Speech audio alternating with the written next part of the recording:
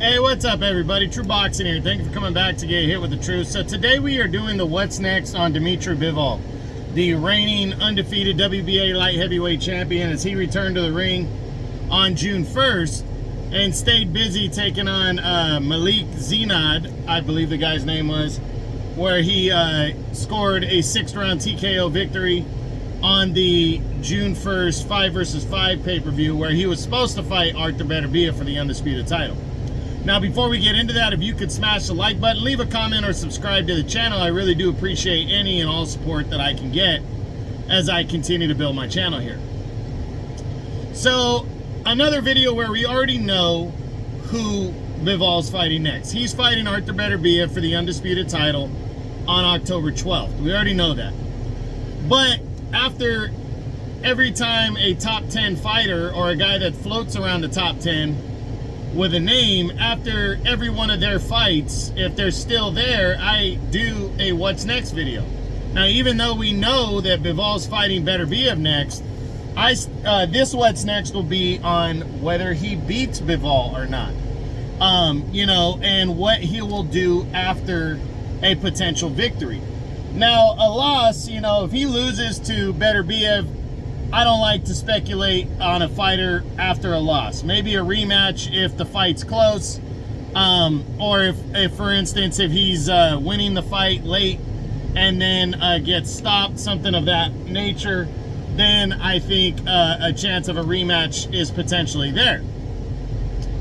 But let's speculate he wins this fight.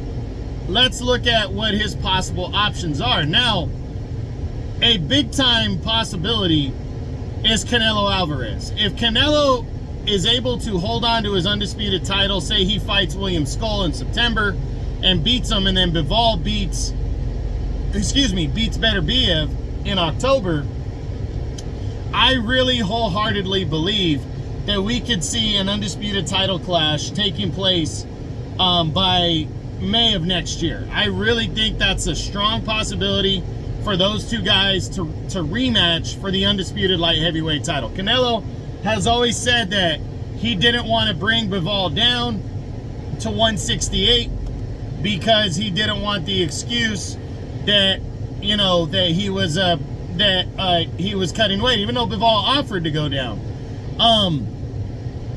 And I think this is a perfect moment because Canelo has not shaken that loss. He has.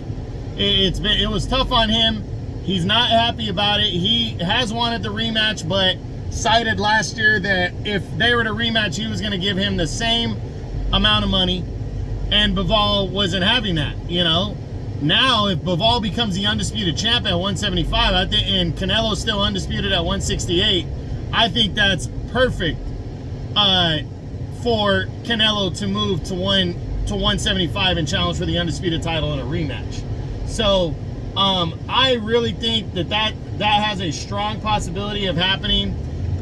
You know, and that's whether Canelo is still undisputed or not. But I think, like the fight with Charlo, I think it's a big deal to have undisputed versus undisputed. So you know, I really do believe there's a strong chance we see that one. Now, looking at the rest of the guys, how about Beterbiev in a rematch? Well, it depends on how the first fight goes. If Bivol dominates, then there's no need for a rematch. If Bivol gets out of there with a close decision of that nature, then it might warrant a rematch between the two. So I think a rematch could possibly happen, but I'm not sure all the belts would be on the line in the rematch. That's the only thing. So we'll see. Callum Smith, the former world title challenger, former 168-pound champ. I don't think Bivol's going to want to fight Callum Smith. Even if Smith comes back and gets a credible win prior to the Bivol-Beterbiev fight, which I don't think he's going to, I think Callum Smith is seriously contemplating retirement.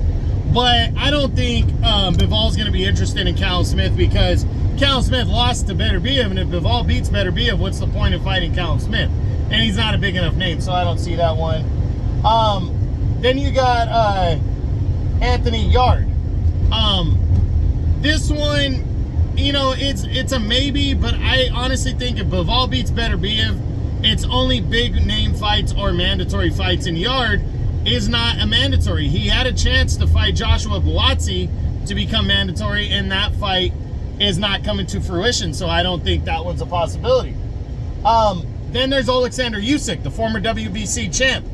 I'll tell you right now, if Usyk beats Benavidez this Saturday, June 15th, if he pulls off that upset, I really think there's a strong chance that that Bivol, if Canelo is not there, fights Alexander Usyk. It's a big fight, you know, and it would be for all or most of the belts. Vucek would be the WBC interim champ, so he'd be next in line, and I think there's a strong chance. Now, David Benavidez, if he's victorious and becomes a WBC interim champ, does he stay at 175 and challenge the champion Bivol next?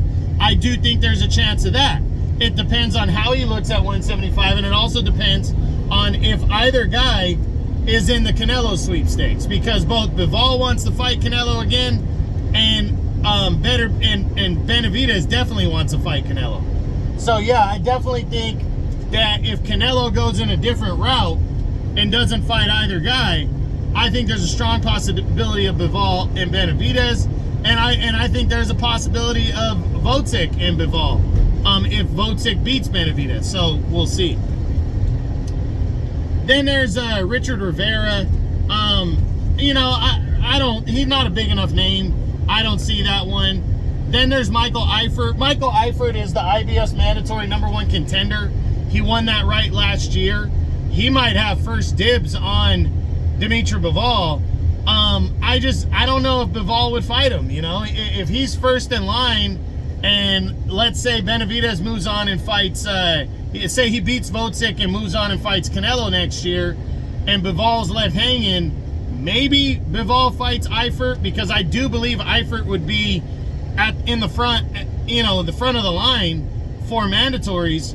So maybe he fights Eifert, but he might just be willing to give up the belt and not fight him. So I think it's on the lesser side of 50%. I think it's more likely he gives up a belt than fight Michael Eifert, but he might fight him after all. So we'll see. Then there's Joshua Buatsi.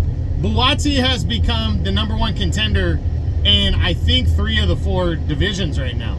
I think he's #1 in the WBC, the WBA, and the WBO right now.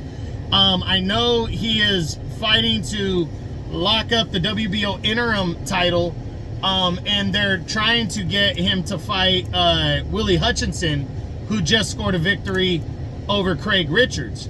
So I do think there's a possibility of him and Buatsi, because Buatsi has been on the tip of the tongue and viewed, especially after beating Dan Aziz this year, he's been viewed as the top light heavyweight contender right now. But again, it's one of those situations. Is Bivol willing to give up belts then fight a guy like Buatsi? It's up in the air. It really depends on what Canelo decides to do in Benavidez, the directions those guys go in. Then there's a rematch with Jean Pascal. That's not happening.